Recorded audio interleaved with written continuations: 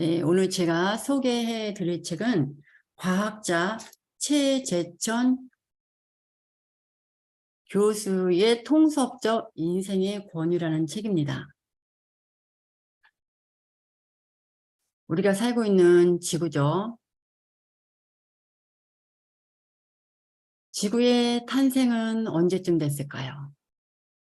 46억 년 전이라고 합니다.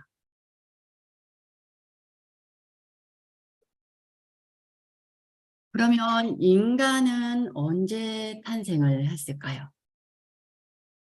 25만 전이라고 합니다. 그럼 인간은 농경사회를 하면서 발달을 했고요. 그 시기가 약 10,000년 전이라고 합니다. 지구의 탄생 46억 년으로 보면 인간은 생태계에서 아주 막내입니다.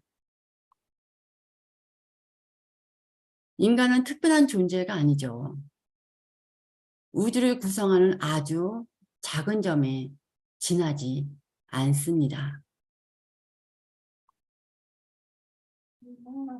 이 글귀만 봐도 참 겸허해지죠. 인간은 자연을 군림하고 있다고 생각하면서 많은 것을 훼손합니다. 멈출 줄을 모릅니다.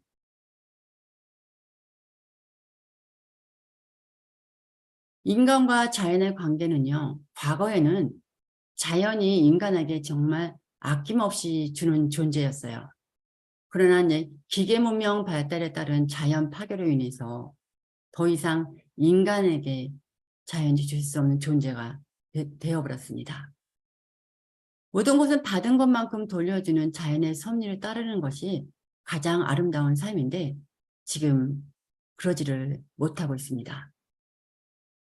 자연에 대한 연구, 학습, 교육을 통해서 이 지구에서 사람답게 살고 또 후손들에게 망가지지 않는 복원시킨 자연을 물려주어야 합니다. 자연보호, 즉 생태 보호를 해야 합니다. 환경이나 생태와 연관된 많은 이야기에 정말 귀를 많이 기울여야 할 때이죠. 지구가 정말 많이 아파요.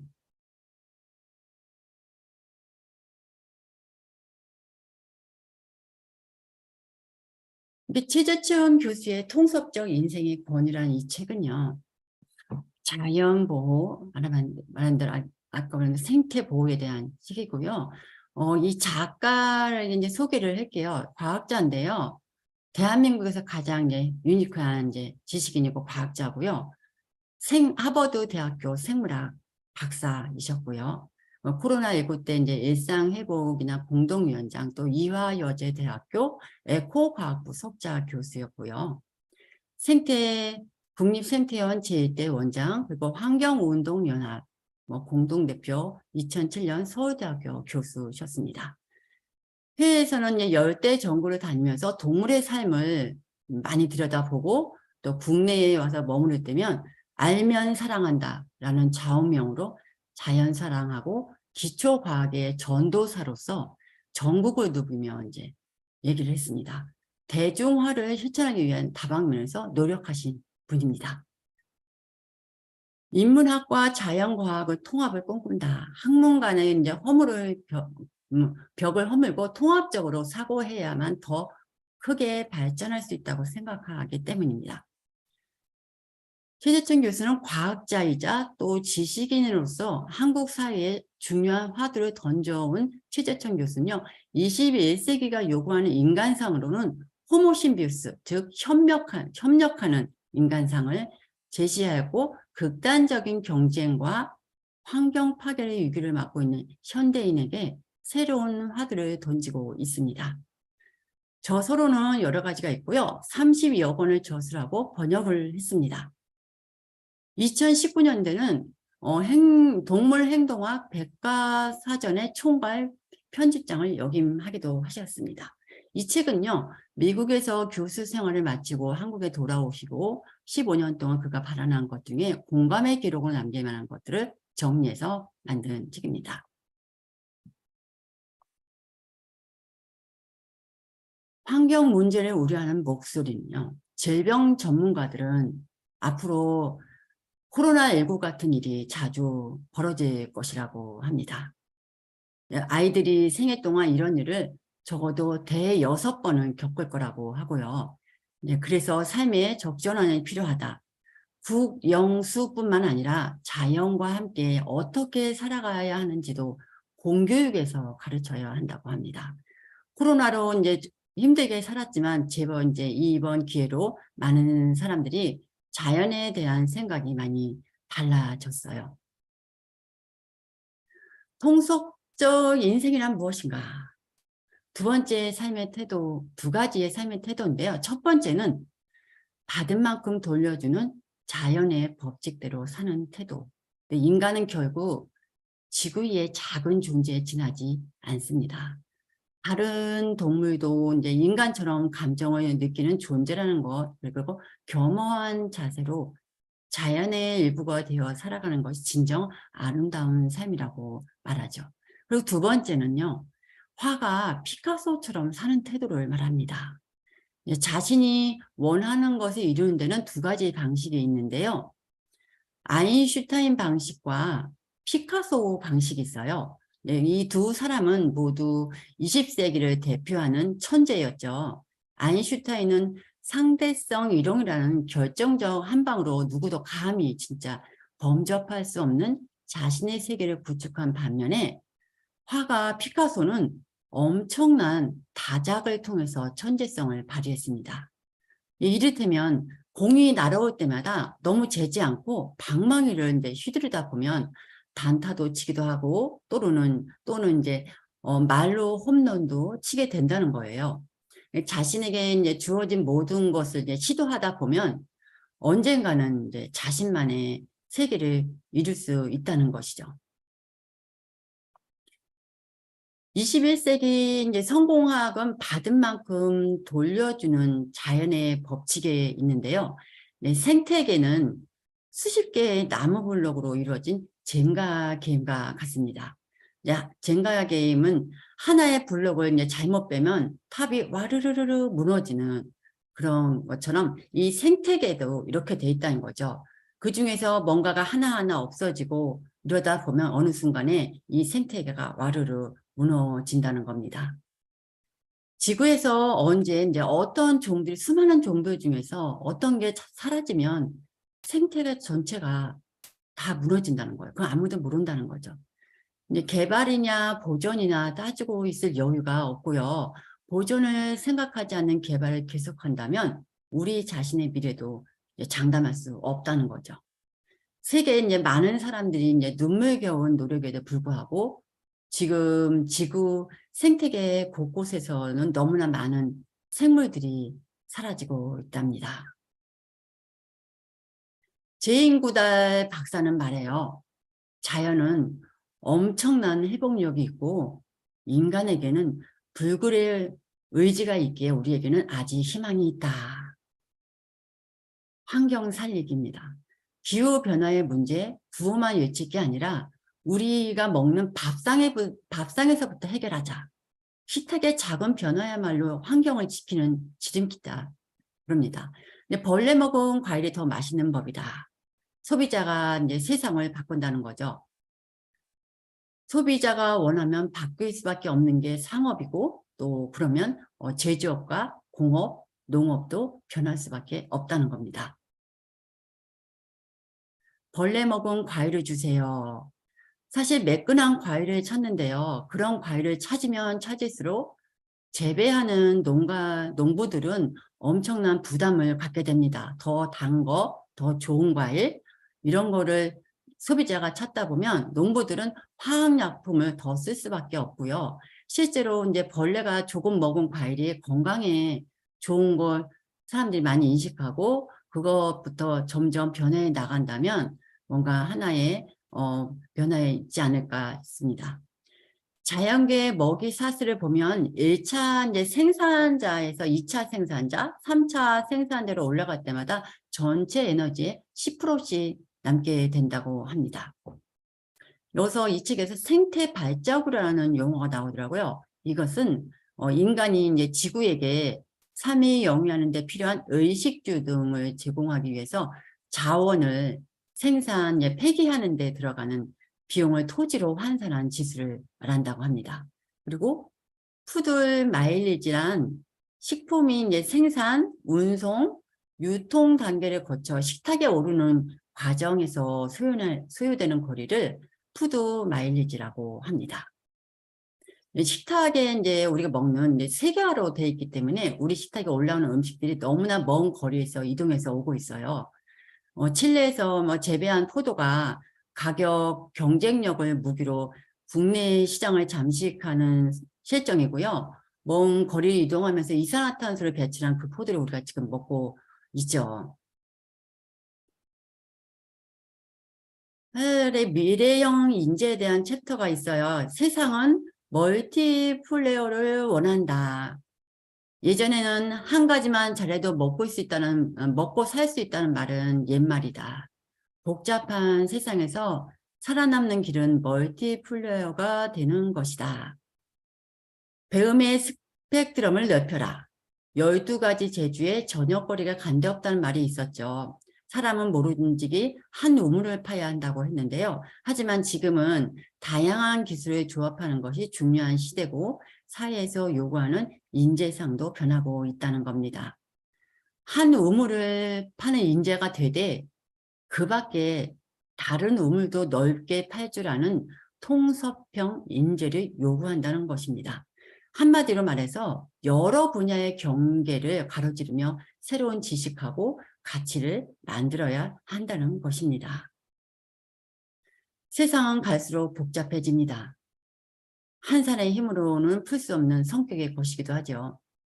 결국엔 통섭적 인재가 되어야 합니다. 우리 사회에서 정년이 없어질 거라는 말을 자주 해요. 이제 앞으로 다가올 이제 초고령 시대에는 일생 동안에 거의 70여 년의 일을 해야 한다고 합니다. 즉 이제 한 가지 직업으로는 버틸 수가 없다는 시대가 온다는 거죠. 지금 자라고 있는 중고생 학생들은 직장 생활을 할 시점에는 최소한 5번 이상은 직업을 바꿀 거라고 예측하고 있습니다. 그러니까 한 분야에 갇혀 있지 말고 계속 넘나들기를 시도하면서 통섭형 인재가 갖춰야 할 소양을 기르는 것은 선택이 아니라 필수라는 것입니다. 하버드 학생들에 대해서 얘기가 나오는데요. 이 교수님이 미국에서 이제 학생들을 가르칠 때 일이었습니다. 이 미국 학생들은 기본적인 수학 계산은 이제 우리는 학생들보다는 많이 뒤처진대요. 그런데 결론이나 이제 해결책 같은 거, 문제를 유도하고 능력을 푸는 거는 한 수 일하고 합니다. 어느 날 이제 최재천 교수가 학생들한테 어려운 이제 수학 공식을 써놓고서 이것을 풀어오라고 했어요. 그랬더니 그 학생들이 너무 어려워서 한숨을 쉬었었는데 학기 말 정도 되면 이 어려워했던 학생들이 다 해독을 한다고 합니다. 그래서 어떻게 문제를 풀었냐 하고 물어보니까 그 어려운 부분을 도서관에서 관련 서적을 다 터득했고 그리고 고차 방정식 같은 거 계산법을 근데 독학으로 해서 다 익혀서 문제를 다 해독을 했다고 합니다. 이처럼 어떤 문제가 주어지면은 그것을 해결하기 위해서 이제 필요한 공부는 무엇인지 또 갖춰야 할 지식은 무엇인지 이게 아는 것이 매우 중요합니다. 그러기 위해서는 공부할 때 더 많이 생각하고 당장은 입시에 도움이 안 될지라도 더 넓은 범위와 다양한 지식을 익혀야 합니다. 한국의 대학생들은 한마디로 수학 장애우라고 합니다.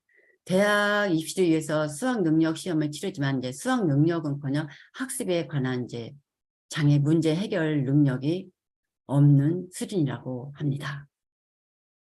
그런 반면에 미국 학생들은 이제 정과를 밥 먹듯이 합니다. 만약에 예를 들어서 미술학과에 다니던 학생이 화학과로 옮겨서 공부를 하고 다시 정치학과로 가서 옮기기도 하고 이렇게 전공을 바꾸는데 큰 어려움을 겪지 않는 이유가 그 학생들은 다 그 뭐랄까 어느 분야 진학을 하든 간에 공부해야 한다는 건 어느 정도는 다 알고서 대학에 입학을 한다는 겁니다. 여러 분야에서 공통적으로 사용하는 용어하고 이론을 배우고 들어오기 때문에 얼마든지 다른 분야의 공부가 가능하다는 것입니다. 그런데 그에 비해서 이제 우리 한국 학생들은 대학에서 다른 분야를 돌아볼 기회가 없으면 물론이고 또 고등학교 때부터 문과생, 이과생으로 나뉘어서 수학 장애우가 되어 간다고 합니다. 역량을 갖춘 인재들을 육성해야 합니다. 전문가들도 필요하지만 대부분 사람들이 이제 전체를 볼 줄 아는 저널리스트로 길러져야 한다는 것이죠. 여기에는 엄마들의 교육, 이제 엄마들이 좀 바뀌어야 합니다. 엄마들의 자녀 교육 욕심은 극성이라 할 만큼 심각한 수준이고요. 시대의 변화를 읽지 못하는 엄마들이 아이들을 이제 경쟁 속으로 밀어넣고 사교육으로 괴물을 키워내고 있죠. 돈을 쏟아부은 사교육 덕분으로 이제 얼마나 먹고 살 것인지, 그것은 이제 단지 첫 직장, 첫 학교에 필요한 것일 뿐입니다. 이제 경계를 넘나드는 통섭적 인재로 키워야 한다는 거죠. 직업을 최소한 5, 6번을 바꿔가면서 70년을 일해야 하는 시기에 어떤 인재를 키워야 하는 것이 중요하다는 것입니다. 경쟁이 아니라 어울려서 살아갈 줄 아는 사람을 키워야 70년을 버틸 수 있다. 혹독한 조련으로 수명이 짧은 단거리 경주마를 길러내는 일은 이제 그만두어야 한다는 것입니다. 근데 지금 아이들은 이미 세상의 변화에 맞춰 변화할 준비가 되어 있어요. 이제는 아이들의 이야기를 귀담아 들어야 하고요. 엄마들은 20년 전에 낡은 사고와 눈으로 세상을 보고 있습니다. 많이 배운 엄마들이 넘치는 에너지를 쓸데없이 아이 잡는 데 쓰지 말고 사회로 나와야 합니다. 제2의 인생에서 정년 없는 세상에 시니어가 달린다. 제2의 인생은 당신에게 주어진 또 하나의 삶이다. 사회의 잉여가 되지 말고 당당하게 맞서는 시니어가 되라고 합니다. 한 번뿐인 인생은 옛말이라는 거죠. 제1의 인생은 만약에 올라오는 세대라고 하면 제2의 인생은 내려가는 세대입니다. 시인 고은 시인에서 그 꽃이라는 시가 있어요. 딱 2줄이에요. 내려갈 때 보았네. 올라갈 때 보지 못한 그 꽃. 내림 인생이 훨씬 더 멋질 수 있어요. 서울대 사회학과 장경석 교수는 노인 세대를 신세대로 부르자고 제안을 했습니다. 한번 추수를 했다고 해서 추수를 하지 말라는 법은 없다라는 거죠. 삶의 짐을 내려놓고 드디어 평생 하고 싶었던 여러 가지 이유로 하지 못한 일을 하며 사는 겁니다. 통섭이라는 것은 원효대사의 말에서 인용한 단어인데요. 모든 것을 다스린다는 뜻입니다. 최재천 교수는 미국에서 공부할 때 국민의 세금으로 연구비를 받아서 연구 결과를 이제 국민에게 알려주는 건 너무나 당연한 일이다. 연구재단에서 지원받은 연구비의 2%를 그런 일에 쓰게끔 규제한 적도 있대요. 최재천 교수는 말합니다. 우리 인간이 대단한 동물이면 틀림은 없는데 그렇다 보니 제꾀에 넘어가는 짓을 하고 살았다는 겁니다. 자기 삶의 터전인 자연을 끊임없이 파괴하면서 살고 우리 인간은 지금 자신의 집을 불태우고 있는 걸 모르고 있어요. 그걸 인간답다고 착각하는 사람들이 너무 많고 그래서 세상을 향해 동물 세계 얘기를 많이 합니다. 하루아침에 이제 우리 제도를 바꾸자고 주장하는 어리석은 사람은 아니지만 자꾸 얘기를 하다 보면 사람들이 조금씩 달라지고 좀 더 따뜻한 세상이 되지 않을까 싶다고 말했습니다. 이 책의 끝에 쪽에 이제 짧지만 최재천 쓸모없는 이야기에서 이제 과학자 다윈에 대한 이야기가 나옵니다. 다윈은 정말 많은 소통을 하고 살았던 과학자입니다. 본인의 집에서 다양한 많은 정말 세계에 있는 과학자들이나 여러 분야에 있는 사람들한테 소통을 해서 진화론을 만들었습니다. 진화론은 150년이 넘었거든요. 학문 세계에서 많은 탄압을 받았고, 근데 지금 현재는요, 많은 분야에 영향을 끼치고 있고, 막강한 이론이 되어 있습니다. 과학, 철학, 윤리학, 종교, 심리학, 법학, 경제학, 문학, 음악 다방면에서 영향을 미치고 있는 진화론입니다. 이 다윈은요, 학창 시절에 공부를 그렇게 잘하진 못했어요. 그래서 아버지가 별로 신임을 못했었는데요. 우연히 그는 세계 탐사를 하는 비글호라는 세계 탐사 배를 타면서 5년 동안에 많은 성장을 하게 됩니다. 여행을 하면서 이제 엄청난 양의 광물 그리고 동식물, 표본 같은 걸 영국 박물관에 보내고 그리고 기획문을 연재하면서 유명해집니다. 그 배에서 내린 후에 육종학 분야를 연구하면서 진화론을 발전시킨 사람입니다. 과학자 다윈의 지혜는요, 모든 세상의 지혜는 진화론으로 설명할 수 있다. 예전부터 현대인들이 다윈을 이해하는 것은 필수라고 강조했는데 어떤 이유냐면요. 다윈의 종의 기원을 발표한 지 150년이 지났어요.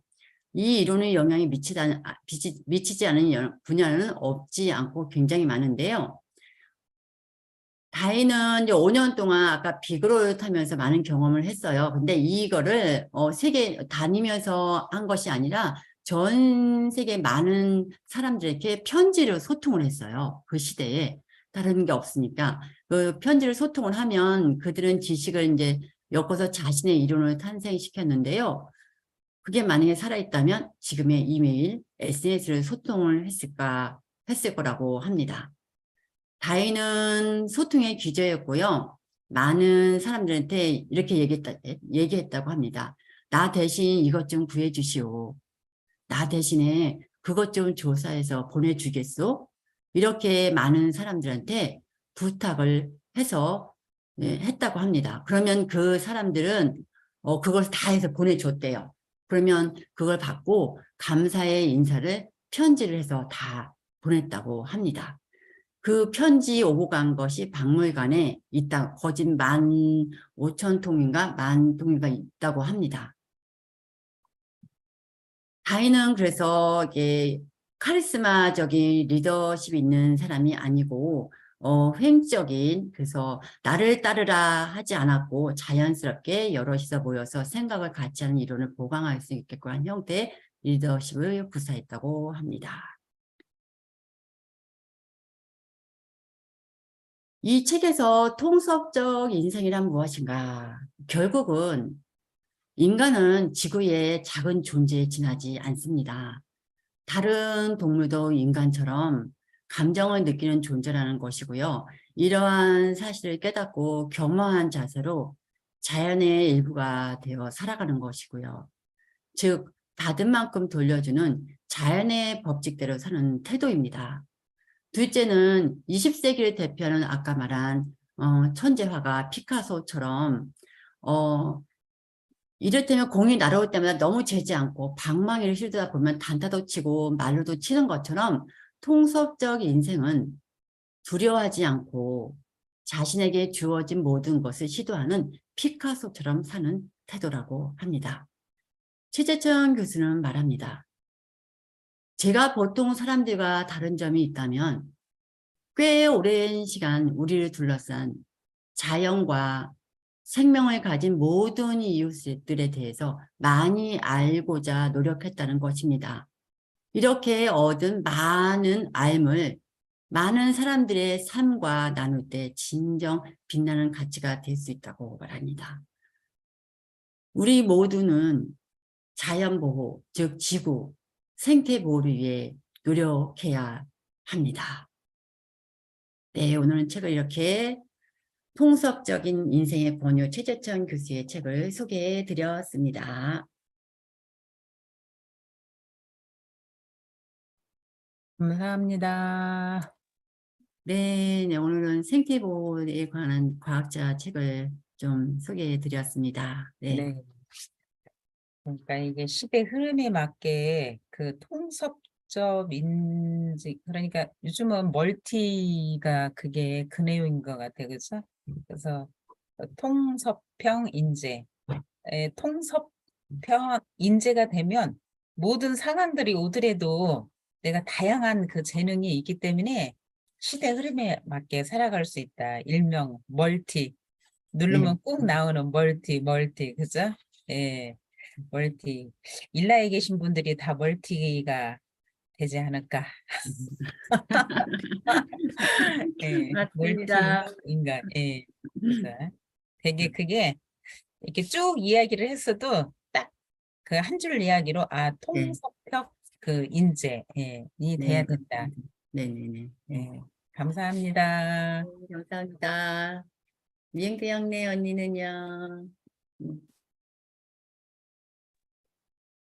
조금 좀 반성해야 되겠다. 뭐 그런 거. 지금 뭐 지구 오염 이런 거가 네. 뭐 자연이 뭐 이러는 거 나부터 지금 아침부터 저녁까지 계속 그런 걸 하고 있는데 뭐 그런 거 뭐 남이 어떻게 하는 거 쳐다볼 일이 아니고 지금 나부터 그렇게 하고 있는데 할 말이 좀 없죠. 반성해야 될 것 같아. 당장 세제를 쓰면서 조금 더 짜서 써야 깨끗하게 씻을 것 같아서 꾹꾹 짜고 아무 생각 없고 지금 또 씻으러 가면은 샴푸를 뭐를 막 해가면서 그렇게 해가면서 하고 있으면서 뭐 자꾸 뭐 다른 거 이렇게 다른 데만 하는 거 그런 것만 이야기를 하고 이렇게 하고 있는 것 같아서 반성됩니다. 근데 이게 우리가 우리 차원에서 할 수 있는 건 너무 작은데 그쵸. 그런 것이 물론 좋지만 샴푸나 뭐 이렇게 세제 이런 것이 안 나왔더라면 우리가 쓰지를 못했을 건데 이미 나와갖고 너무 몸에 배어나가지고 그래서 그런 자연 이런 이야기 나오면 자연 회복력 뭐 이런 거 나오면 좀 뭐가 먼저인지 모르겠어요. 우리가 잘못하는 건지 산업이 잘못한 건지 모르겠어요. 그죠? 다 연결고리죠. 근데 네, 나라 전체, 세계 전체에서 다 지금도 노력들을 하고 있고, 근데 우리 각자 개인에서 한 사람 한 사람 지금 말씀하신 대로 작은 그죠 세제 아니면 제 분리수거 이런 것부터 먹거리부터 이렇게 하나하나 신경 쓰는 게 그 보호하는 게 아닐까요? 네, 맞습니다. 네. 네. 네, 오늘은 또 이렇게 생태계를 한번 세계 과학자분의 소개를 해드렸습니다. 네, 오늘도 수고 많으셨습니다. 네, 네, 네, 감사합니다. 감사합니다. 오늘 행복하세요. 네네, 네, 감사합니다. 감사합니다.